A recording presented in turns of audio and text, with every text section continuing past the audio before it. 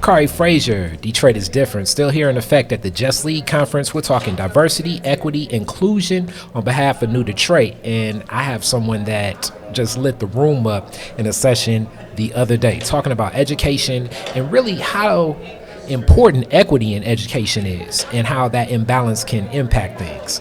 Ms. Alice Thompson, CEO of, we already know this organization, the good old Black Family Development. How are you today? I'm fine. Well, let me make a correction, though. I'm no longer there. I've been gone for a couple of years. I was there 26 years. This is BFDI, which Okay. is the initials, but it's a separate organization now. Okay. All right.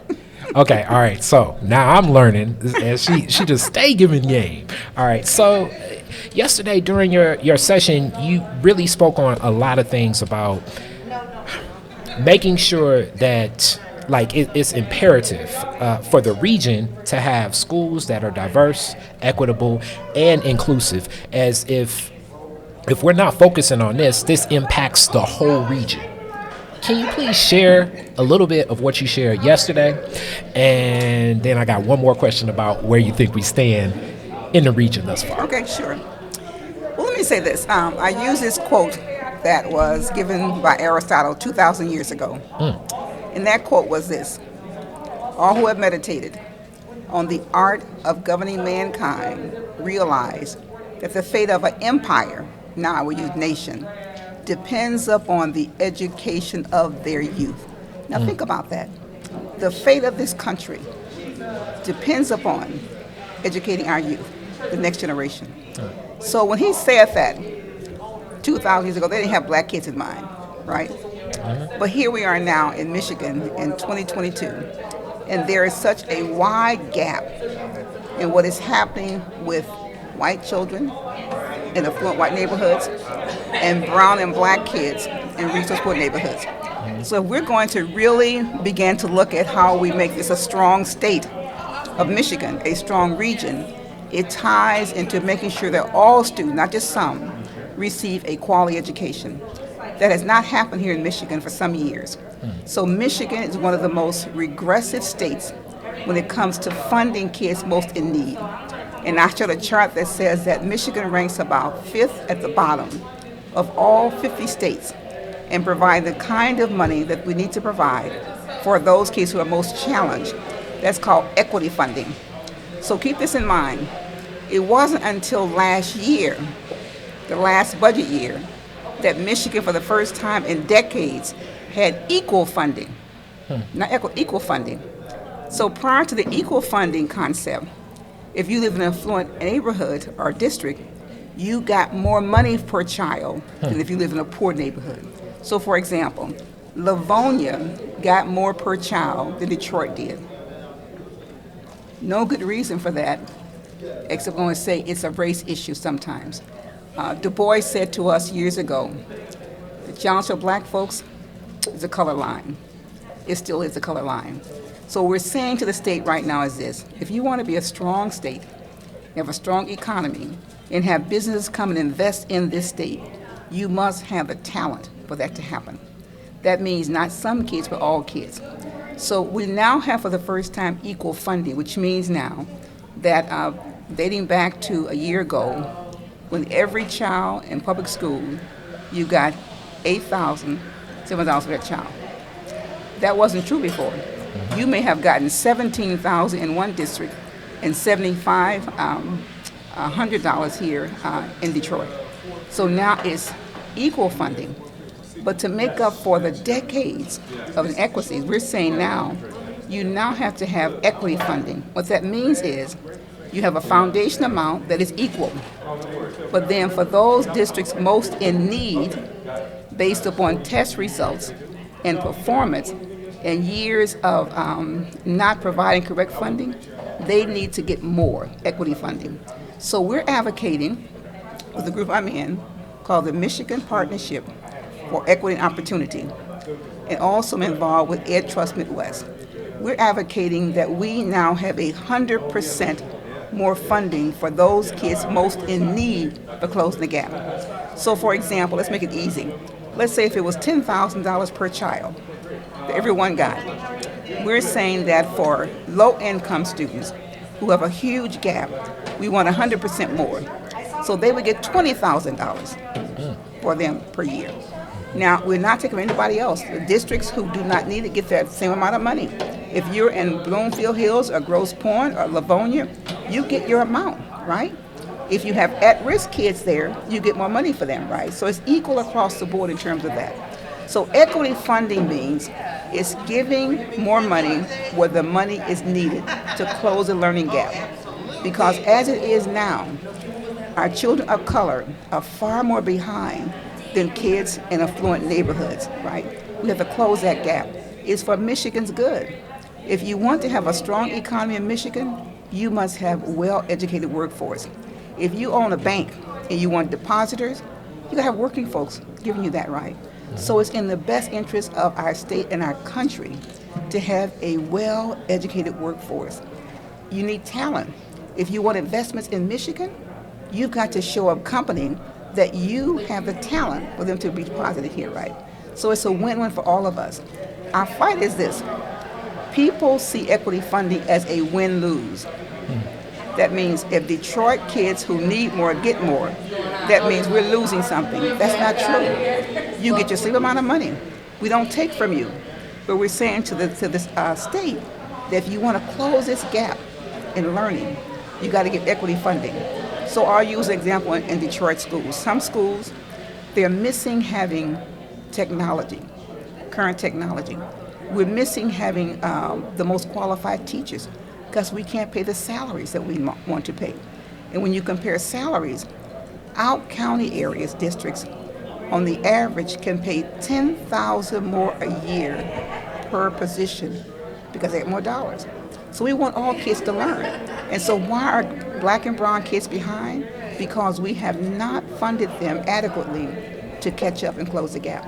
We actually have given more money to the wealthier areas who don't need it than those who need it. So equity funding is a win-win for all of us, our state, our region, and our country.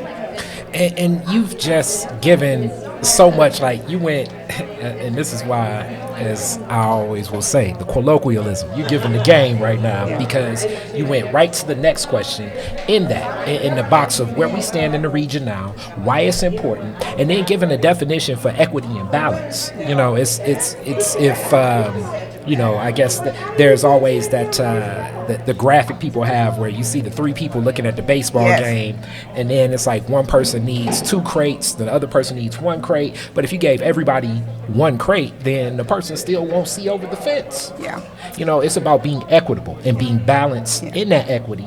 And to make up for what was lacking for so long, it's going to take more.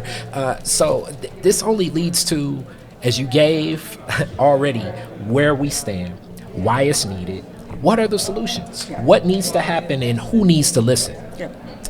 So Michigan had a goal about 10 years ago, and the goal was this. We want to be one of the top 10 premier states in the nation educating children. We want to be that. If we want to be that, fundamental to doing that is having a structure in the state that's an improved funding system that allows equity funding. The best in the country, right? So it's all children. So there is a move now across this nation where many districts and states are doing this. I will use Massachusetts. They have been the most successful. Massachusetts is serious about educating their children. So they have adopted an equity funding solution where in some cases they may give low-income areas 200% more than those who don't need it. And if you look at their results, they have some of the best results in the country for educating children. Tennessee is doing a good job. Georgia, Maryland. So we're watching now those states who have done this and their success in doing it. So there's a strong push here in Michigan to do this. Now many people are agreeing with us. The governor launched Michigan, Ed Trust Midwest, and the group I'm in, all of us, NAACP is involved as well, and we're advocating now to really have the money because we have the best budget we've had now in decades. The governor gave us a great budget, but even in that great budget, it doesn't account enough for having equity funding. So there's a push now because the business community is involved with this as well. We have business leaders who are saying, listen, we need to have a talented workforce. And the problem is we don't have talent because folks are not getting good education. Our mayor in the city of Detroit, he is pushing that as well, workforce development, right? And so there's a real push for talent, but it comes from education. So what we have to do now is be bold and courageous and push for equity funding to close the learning gap where it needs to be closed. So here's a principle. We're saying give money where it's needed. If you have kids who are scoring on the MEP test as being 3 years behind in reading or math, that's a problem. You must learn to read by 3rd grade. So we began the MEP, M-STEP test, not MEP, M-STEP test at 3rd grade. And so if you're not reading by 3rd grade, you're behind then from now on. So here's a principle. Reading by 3rd grade is a critical piece in education. We now know from science research and brain science, it takes 8 years to learn to read by 3rd grade. That means from birth to 8 years old, you learn to read. But here's a principle. You learn to read up until 3rd grade. After 3rd grade, you must read to learn. So if we haven't properly helped kids to learn by 3rd grade, they are behind. So when you look at 4th grade tests in reading, Michigan ranks about the 32nd state, I believe is the number. We got 50 states now. But kids reading by 4th grade, we're not at number 32, near the bottom. We must change that because that means these kids are behind. They will not succeed in any other grade if they haven't learned to read by 3rd grade. Wow. It's critical. So it's in our own best interest to put in more dollars where it's needed to close the gap. We've got to have better tools for our kids in resource-poor neighborhoods. They need technology. We need better buildings. We need highly paid staff. We need highly qualified staff. We need good leaders. And the dollar creates all that for us. So you're either going to pay now or pay later. And so it makes good sense for us here in Michigan to all advocate for equity funding to close the learning gap for our kids. Now, our kids were behind before the pandemic. All research says across the country that kids lost a lot from the pandemic, not just black kids, but white kids as well. So we're at a critical point in our nation about education. And I'll go back to Aristotle's quote, all who have meditated on the art of governing mankind realize that the fate of a nation is about educating their children. We must educate our children to be successful. And so if we want to be a strong state, a strong nation, it comes to having well-educated, talented, knowledgeable citizens. Thank you so much.